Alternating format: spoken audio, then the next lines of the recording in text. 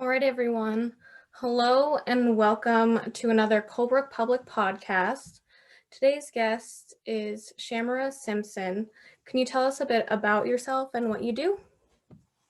Hi, and you said my name right, Elise, yay. I am the area director for the American Foundation for Suicide Prevention's New Hampshire and Maine chapters. I live in Nashua. Our organization is trying to fight suicide. We want to save lives and bring hope to those who are affected by suicide by offering free education, support opportunities. We do advocacy efforts. And we fund research. So I am super happy to be here. I'm also the parent of 4 teenagers. So mental health is something that is pretty important to me, especially right now during this pandemic. And I'm just thrilled to be here with you today. Awesome. Thank you for being here.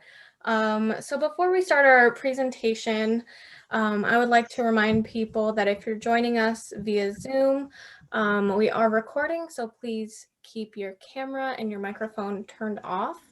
If you have any questions throughout, make sure to put them in the chat if you're on Zoom, or put them in the comments section on Facebook, and we will have a question and answer session at the end to kind of go over that stuff. All right, I think that's about it for guidelines and rules, so I will turn it over to you. Great, sounds good. Well, Elisa invited me to just share some information tonight about mental health and self-care strategies, and also a little bit about our organization. So I'm just going to go through a short PowerPoint and share some information with you, and then we'll have a question and answer. I am going to turn my video off also because I talk with my hands a lot and it can be pretty distracting. But let's get started. So, really now is the time to be having conversations about mental health and self-care strategies. We recently did a Harris poll and found in that poll that of the people that responded, 81% of the people believe that it's more important than ever before to make suicide a national priority. 93% of the respondents overwhelmingly believe that suicide can be prevented. And another 93% think that mental health is as important, or maybe even more important, than our physical health. So now really is the time to be having these conversations. Let's talk a little bit about protecting our mental health. We're in this unprecedented time right now of social and physical distancing, living different lifestyles with this pandemic. So I just wanted to share a little bit of information tonight on how you can protect your mental health. Mental health is a key part of our health. Just like we all have our physical health, we also have mental health. Also, like physical health, we can make proactive strategies to take care of our mental health. Both nature and nurture matter when it comes to our mental health, but we may not have realized the power we have in steering our course towards resiliency and healing. And there are things we can do to protect our mental health, whether we have an existing mental health condition or not. There are a lot of actions that we can take right now to support our youth and children during this time of remote learning and social distancing. So this lists are really strategies to help us really support our children. It's important that we keep our own cup full, right? We have to keep our battery full if we're going to keep our children's batteries full. So the first thing we can do is take care of our own mental health. Have open and honest conversations with our children about the anxieties and stresses that they're having and about their mental health. Give them an opportunity to share with you how they're feeling about school or the pandemic or anything that's going on. It's important also that we try as much as possible to stick to our regular routines. Kids like routine, and so this really helps to ease their anxiety and stress. We can limit the amount of news that our kids are taking in. We don't want to overwhelm them with information about the pandemic and make them stressed out about things that are the stuff that we can be worried about.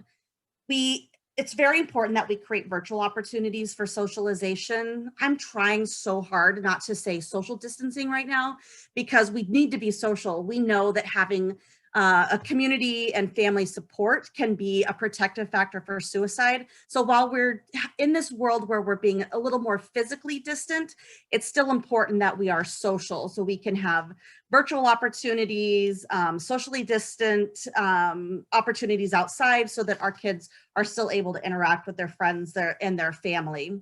And then it's also important, just like our physical health, that we encourage regular sleep, making sure that we're eating properly and eating well, and then of course getting plenty of exercise. So we always think about those three things as a way to take care of our physical health, but they're equally important for our mental health. Although no data suggests right now that the number of suicides has increased during the pandemic, we are seeing data show that there is a greater need for mental health support, and that means that we all really need to be able to reach out to each other a little bit more. We see calls to the crisis hotline may have increased. And so here are some warning signs for you that you can tell that somebody's mental health or your own mental health might be deteriorating a little bit. When we see a sudden change in a person's usual behavior patterns, they start sleeping too much or not sleeping enough, their eating patterns are changing, their energy level is suddenly high, or even their energy level is suddenly low. When we see that our friends or family members are withdrawing socially with our children, we can pay attention specifically to their social media. Are they not using their social media as much? Are they withdrawing? Are they isolating themselves? Are there sudden changes in our mood, our anger, the way that we respond to other people? Another big thing for adults, and especially during this pandemic, is a lot of individuals are using drugs and alcohol as kind of a soothing technique while we're kind of at home. So if you notice that abnormal increase in drinking or use of substances, that can be a sign of deterioration in mental health. And then finally, if anybody is having thoughts of suicide or is verbalizing thoughts of suicide, saying that they feel hopeless or they are experiencing unbearable pain that they can't escape from, these are, again, a sign of a deterioration. And it's time to get some help, and there's help out there. When you're ready to protect your mental health, or that of a loved one, you can get a referral through your primary care physician or even trusted peers. Hopefully, if you have health insurance, it should also be covering mental health services the same way that covers your physical health services. There is an increased ability for telehealth services now. So even though we may not be able to go physically to see a counselor or therapist, there are a lot more telehealth services available. You can visit afsp.org or Google SAMHSA, and you can access their treatment finder link. You can put in your address and it will pull up a list of mental health professionals in your geographic area.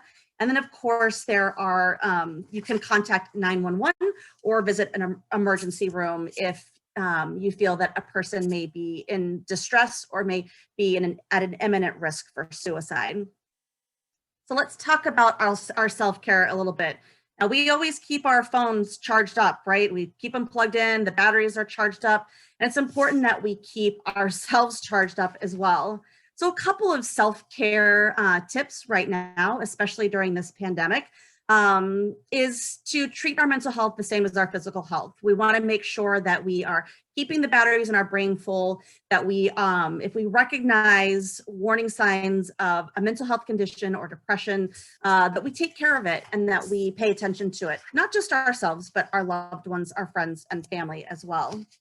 This is probably the hardest self-care tip for me, and it's to stay focused on what we can control. I am a professed control freak, but I have learned over the last 10 months of this pandemic that there are so many things outside of my control, and I'm going to have to start to let go of those things. I spent the first couple of months of the pandemic just watching the news incessantly, worrying about the masks, worrying about the spread of the infection, and it really started to tank my mental health. So now I try to just focus on those things that I can control. And I actually am sleeping better and I feel much better. Again, it's important that we encourage people to stay connected. So we still need that social interaction.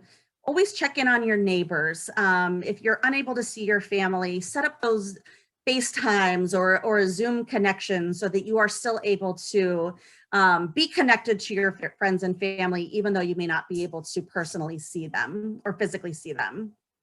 Set boundaries for media. So again, this is important. I'm trying not to watch the news quite as much because it tends to be a little bit stressful for me. So you set yourself some boundaries and set boundaries for your kids as well. So try not to watch the news right before going to bed. Read stories that are from trusted sources so that you aren't getting anxious over content that might not even be accurate, and limit the amount of time that you watch the news. Maybe only watch it for an hour instead of 3 or 4 hours, which is what I used to do. We have a lot of self-care strategy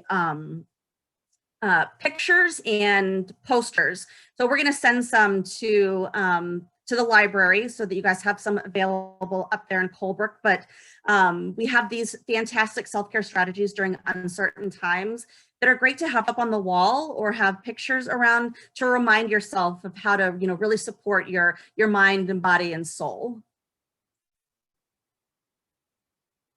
We have other resources to support, again, mental health and really support you supporting other people.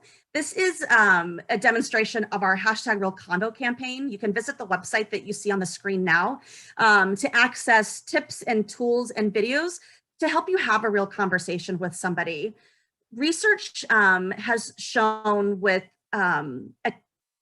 individuals who have attempted and survived a suicide that really what they wanted in that crisis was for somebody to just ask them, hey, are you okay? Or it sounds like you might be thinking about suicide. Is that what you're getting at? They really just wanted somebody to ask them how they were doing. And so we want to encourage everybody to have that conversation, but we want to make sure that you know how to do it and that you're comfortable having the conversation. So if you go to, again, this website here, you'll find strategies and tips on how to have a conversation with somebody that you might be concerned about, or how to have a conversation if you are struggling, and how to open that up with your friends.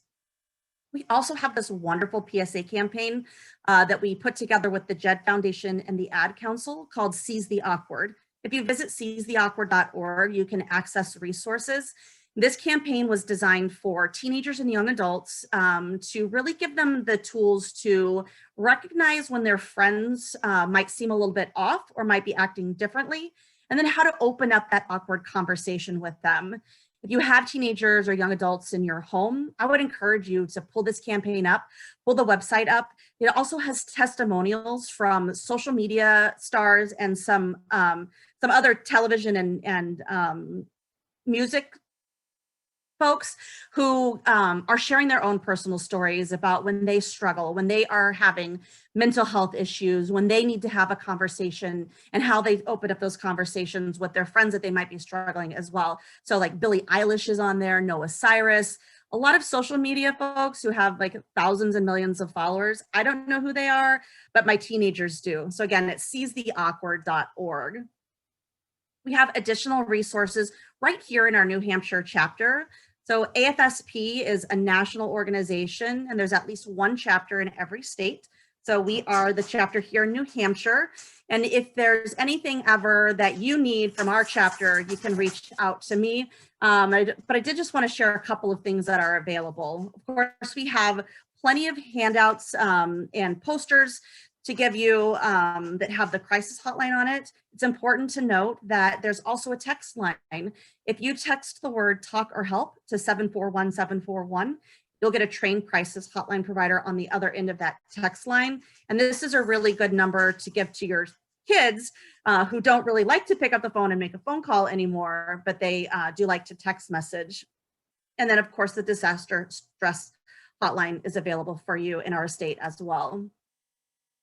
We offer free education programs to really treat suicide prevention with a public health approach. If we can just recognize the basic risk factors or the factors that increase a person's risk for suicide, warning signs to tell us that something might be wrong, basic intervention techniques like removing access to lethal means, having a conversation, and then getting an individual the mental health or emergency services they need, we know that we can save more lives. So we have a More Than Sad program, which is a suicide prevention program for teachers and educators. And it's a 2-hour program that really helps you recognize the signs of teen depression or anxiety, and then again, how to intervene with those teenagers. We also have that program for students and parents as well. And the student program, the students watch a video and then they have a facilitated conversation. And when we bring this program to teachers and students, it really allows them an opportunity to have a conversation about teen depression and other mental health stressors. And our research in polling high school students after taking this program, we find that almost 90% of the students who took the program said that they would feel comfortable opening up a conversation with their friends or getting their friends the help that they need if they are in distress. We also have a Talk Saves Lives program. And again, this can be presented virtually. This is a basic introduction to suicide that goes over the scope of suicide, again, risk factors, warning signs, intervention, and helping somebody get access to care. We also have a 17-minute college film. And I like to say that it's 17 minutes because I feel like that's a reasonable amount of time that we can keep a college student interested. But this is a really fantastic film that follows 5 students in their transition from high school to college and being away from home and experiencing a mental health stressor. So once they're at school, if they have any problems, they have to access help themselves. They have to recognize within themselves if they're struggling and get that treatment since they aren't at home. So this is a fantastic film. Again, it's 17 minutes, comes with a question and answer period. If you have access to a college or even a group of high school seniors that you think this might be helpful for, we can definitely present that. We have quite a few prevention education materials, not just brochures, but stickers and water bottles and all kinds of things. The way our organization works is we raise funds in our chapter, and then we use those funds to invest directly back into our communities. So we use the funds to purchase all of these education materials and make sure that anybody who wants them can access them free of charge. So again, Elise will have my information, and I think maybe we'll just place an order of some of these items to have at the library. But if you are interested in any of these or other resources that we might have available, you can contact me, and I'd be more than happy to place an order and have those sent directly to you, again, at no charge to you. If you visit afsp.org/store, you can see everything that we have available. We want you to know that you are not alone. We're all in this together. You can reach out to us at the New Hampshire chapter by emailing me at simpson@afsp.org. Sorry, my dog says hello. You can visit our website and then also follow us on Facebook. We do post quite a bit on Facebook, things that are going on in the organization, research that we're funding, self-care strategies, different programs that are going on. So if you are on Facebook, which you are tonight at least, you can follow us on Facebook.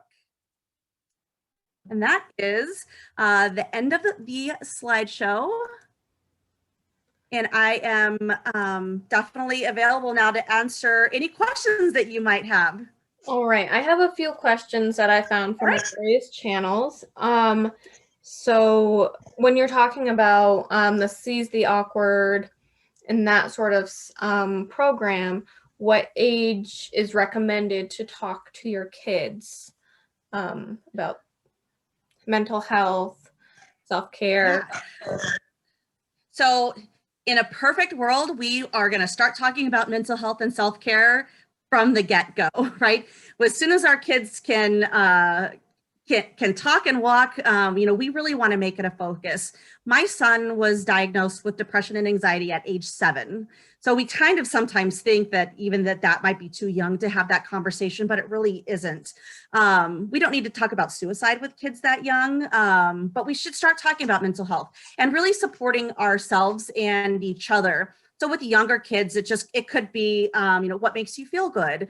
And when they seem like they might be a little bit low, really connecting them to things that they like to do. playing outside, visiting a friend, really teaching them at a young age to really care for themselves and their well-being. The Seize the Awkward program, or PSAs. So if you go to the website, there's different little videos, which are pretty cool. It's really, I would say, middle school or high school age and older, a little bit younger, might not appreciate the videos, and they're probably a little too mature, some of them. There's a lot of research that still needs to be done on how to safely talk about suicide with younger kids. But we are going to be introducing a new program at the beginning of March that's going to be a mental health program, like a read aloud program. Hopefully we can do it right here, that really connects children and their parents to supporting mental health. And it includes this cute little dog, his name is Gizmo, and then having the parents and the children make pledges to each other that they're gonna make a pledge to support their mental health, to have a conversation with their parents when they're not feeling good, for the parents to, really recognize what's going on with their kids and feel comfortable to ask. So that was a really long answer, but I just think, the more we talk about it and the more we can normalize the conversation around mental health, the quicker we can end the stigma. And I think, we'll start to see our suicide rates start to decrease a little bit. Awesome. This is worded kind of weird. So, you mentioned an increase of isolation as a sign. Is there it's during winter, we've had this whole year of more isolation. So is there, how do we deal with that as a symptom? How can we see a change? Yeah, so that it's tough, right? We're all isolated right now, it feels like, or we all have to be isolated. So part of what we're looking for, or what you can be looking for in that isolation, is, are they really withdrawing completely, right? So we're all kind of alone, but are you reaching out to folks and they aren't responding? Normally they would answer you, or they would set up a phone call, and they're taking longer to respond to you. They're not participating in some of the things that they normally would. So when we see that kind of like, that they're isolating themselves from others, they're unresponsive, that's really the warning sign to us that something might be up.